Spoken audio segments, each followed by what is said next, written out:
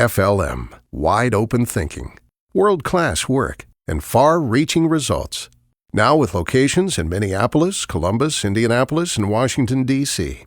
A strategic marketing and communications company dedicated to serving clients who specialize in the business of agriculture and the life of rural communities. Congressman Jim Costa from California's 16th District, thank you for joining us. Thank you. It's a pleasure to be on Agri-Pulse. So for starters, can you tell us a little bit about your district and the kinds of agriculture in it?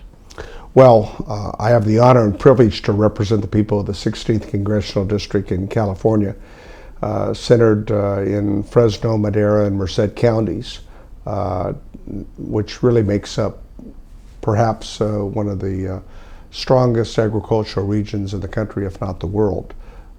We are very proud of the incredible amount of diversity of our agriculture.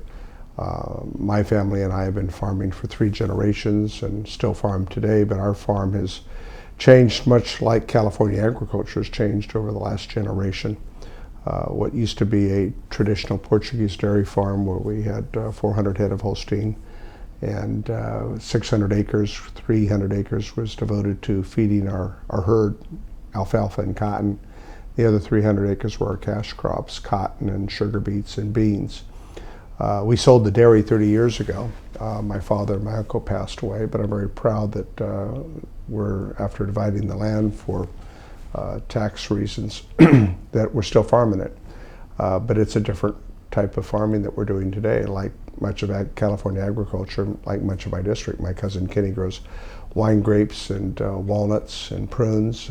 My cousin Janelle and her husband grow currants and walnuts and prunes. And my sister and I grow almonds. So what was once 600 acres of open ground and a dairy, the dairy is no longer there, and it's all permanent crops. California produces 300 various commodities, and in my district, the majority of those are grown. We have the #1 dairy industry in the nation, over $7 billion last year. #1 producer of citrus, and we have a lot of that in my district. 85% of the world's almonds, pistachios, and walnuts. Of course, a great deal of grapes, in which we produce raisins and juice products, also wine. And half the nation's fruits and vegetables are grown in California, and many of them are grown in my district. So there's a lot of diversity. Last year it was $58 billion at the farm gate statewide, in which we exported $20.4 billion of products throughout the world.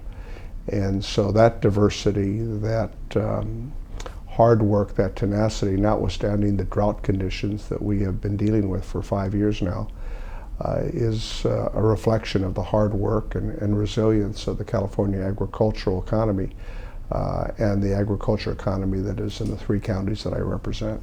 And you mentioned that drought. Let's talk about that for a little bit, because as you mentioned, it's been going on for a couple of years, and there's been a few policy efforts here in Washington to try to address and see what the lawmakers can do about that drought in California.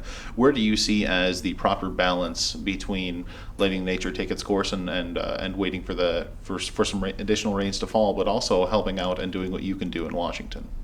Well, this is a fight that I am engaged in every day. I understand that where water flows, food grows, and the incredible agricultural productivity that I just described would not be possible without 99% of it being irrigated. And clearly, therefore, the drought conditions have had a significant impact, billions and billions of dollars and hundreds and thousands of acres that have gone unplanted, that have been fallowed as a result of the last 5 years. Now, there's a number of aspects to the impacts of the drought. First of all, we've had 5 of the driest years, climatologists believe, maybe in over 1,200 years in California.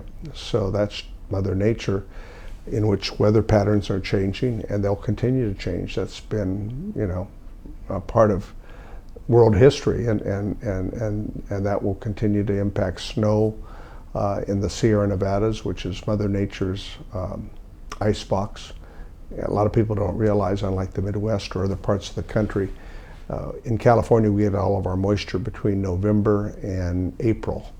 And so we don't get really any meaningful rains in the summer or snow in the mountains. So we were really dependent upon that November to April precipitation and snow in the mountains to provide our water supply. And so when you have 4 of the driest years in history of over 1,200 years, that's devastating. But then we've also had a regulatory compounding, a regulatory framework that has compounded our ability to move water. And it's important that you walk back a little bit and understand that in California, much of this incredible agricultural cornucopia is because of major water projects that were developed by the federal government, the Central Valley Project, and the state government, the State Water Project, and individual water districts that created their own reservoirs, dams, to provide for their own water supply. And those projects were conceived in the 40s and constructed in the 50s for a state in the 1960s that had 20 million people, had the agriculture that we had in those days. And there was no requirement that any water be provided for the environment. Now, what has changed? Well, California now has 41 million people, a lot more people than it had in the 1960s. Our agriculture is much more intensive. And as a result, in 1992, of the passage of the Miller-Bradley Act that reformed the federal water law, the Central Valley Improvement Act, that President George Bush signed, for the first time, environmental water was required as an equal status as agricultural water. And so now we have an incredible water system, but it can't meet all the demands of a state that has twice the population, estimated by the year 2030 to have 50 million people living in California. And the agriculture in some areas that we are using groundwater to irrigate because the surface supply has not been reliable because of this regulatory framework and the demands for environmental water. In some areas, in the long term, it's not sustainable. So bottom line, we have to fix this broken water system if we're going to maintain the agriculture economy that we have today and meet the demands of a growing state and the environmental requirements that are part of the law now. So that's the dilemma that we're in. That's the problem in trying to fix this broken water system, and we've got to use all the water tools in our water toolbox, which means additional supply. You can get additional supply through expanding existing reservoirs, building new reservoirs, more efficiency and irrigation. We do that. In the last 15, 20 years, hundreds and thousands of acres in California are utilizing drip irrigation, linear irrigation. We are being among the most efficient irrigators in the entire world.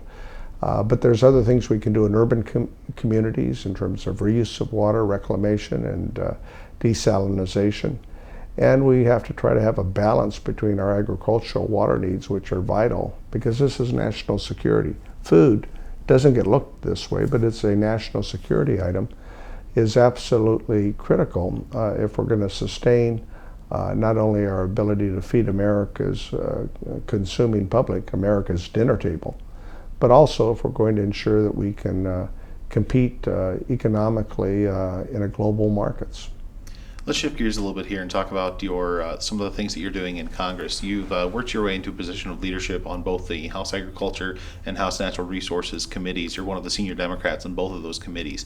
What are some of the things that you hope to accomplish and that you hope your party and really the committees as a whole can accomplish on both House Agriculture and House Natural Resources? Well, first of all, I'm a problem solver, and I'm always trying to work to figure out how we can get things done. And by definition, to get things done, you have to develop bipartisan solutions. I take with pride that I'm one of the least partisan persons you'll ever meet in elected partisan office here in Washington, D.C. And so whether it's the House Agriculture Committee or whether it's the Natural Resources Committee, our ability to forge consensus to fix this broken water system, to implement aspects of the Farm Bill that we worked so hard on 3 years ago, really requires working together across the aisle. This year, of course, I'm continuing to work with my colleagues, my House Republican colleagues, on trying to provide both short-term and long-term fixes to our broken water system with Senator Feinstein and also other Senate members. Senator Murkowski is trying to put together a Western States water bill that we hope in which some of California's issues could be resolved. But in addition to the water efforts that I deal with every day, both in terms of legislation and administrative efforts in terms of how the projects are operated, I'm also dealing with trying to ensure that our promise to farmers as it relates to crop insurance is kept. Clearly, farming, as we know, is risky enough. So to ensure that we have an ability to protect those investments through crop insurance, obviously, is something that we've been working on. In addition to that, we've been trying to modify the renewable fuel standards, because I have come to the conclusion over the years that it is price distorting to the food industries, to whether it's the beef industry, the poultry industry, or the pork industry. It's price distorting. And therefore, we have a bipartisan effort to modify, to change the renewable fuel standards. In addition to that, of course, we're looking at trying to cobble together the bipartisan coalition as it relates to these trade agreements, because, as I said earlier, California last year exported $20.4 billion of agricultural products. And our ability to knock down tariff and non-tariff barriers, whether it's in Asia or whether it's in Europe, is critical to us being able to maintain our competitive edge. And of course, the degree that we're more innovative on nutritious, high-quality food, not only do we compete more effectively throughout the world, but also we provide better products for the American dinner table. And the American dinner table, ensuring that we have healthy, nutritious food that is cost-effective, is job number one for American farmers. The challenge we have is this: about 2.5% of America's population is directly involved in the production of food and fiber. 2.5%. I'm one of that 2.5%. My family's been doing it for 3 generations. I represent some hard-working farmers, farm workers, and farm communities. But the problem is that the overwhelming majority of Americans believe or think, I have come to the conclusion, that their food comes out of a grocery store. It doesn't. It doesn't come, I mean, the food we produce goes to the grocery store, and that's where American consumers purchase their food. But it comes from American farmers, ranchers, and dairymen, and dairy women, men and women that toil in the fields, whether they be farmers or farm workers. And in dealing with the public policy issues here in Washington, D.C., and around the country, too many of my colleagues lose sight of the fact that what it takes to put that food on America's dinner table. And that's what I try to do, is educate them every day. I'll wrap up with this train of thought. At the beginning of the answer to that question, you mentioned your lack of partisanship in a very partisan position, and it seemed like whenever there is a group of Democrats that votes against the majority of their party, you're usually one of them, as well as a few other folks, a few other Ag Committee Democrats. But do you see that as a sign of political courage, that you're willing to vote against the wills of your party, or do you see that as simply representing your people? Well, I represent the people of the 16th District. I have that honor and privilege. And at the end of the day, I put my trust and faith in those folks. I'm their advocate. They send me here to, 1, to be a problem solver, 2, to be an advocate, and 3, to reach across the aisle to make my effectiveness in problem solving and being an advocate better. So that's how I look at this job. I guess I've always had some say an independent or maverick streak, going back to my days that I worked as in Sacramento as the chairman of the Senate Ag and Water Committee. But I take pride in my independence. I try to call them as I see them. If I don't advocate for the people of the 16th Congressional District, then who does? So, I mean, it's not like I go looking to, see how many times I vote with or against various constituency groups. I'm here trying to solve problems and be an effective, strong advocate. That's my job. And since your public service first began in the 1970s in the California legislature all the way up and through today, have you seen a shift of any kind as far as more alignment with simple party politics rather than voting the constituency as you said you try to do? Yes, I sadly believe that there's been a shift from the 80s and 90s where I think people were more willing to work together on a bipartisan basis. The hyper-inflated level of partisan politics in this town and in many state capitals, I think, is a sad commentary for participatory democracy. When some of my colleagues, even with the best of intentions, put their politics first, their partisan politics first, I don't think at the end of the day that allows them to reach across the aisle in a way that gets things done. We all have different points of view and philosophies, but the bottom line is this country was founded on a notion of compromise. Our government came together out of a series of compromises, and I try to remind people it's one of the things that Americans do best. I mean, we do it in business, we do it on our farms, we do it at home with our families. We do it so well every day we don't even think about it. What are we going to have for dinner tonight? Well, I'd like to have this or that. What are we going to do this weekend? How much are we going to try to save this year after all of our expenses are paid on our farm?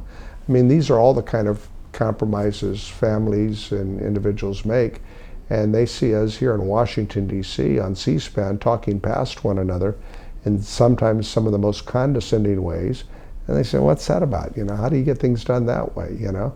And the political divide here in the last decade, I must say, is our own political Grand Canyon, in the sense that it's as deep and as wide as the Grand Canyon can be in any given day when you look at the discourse that takes place.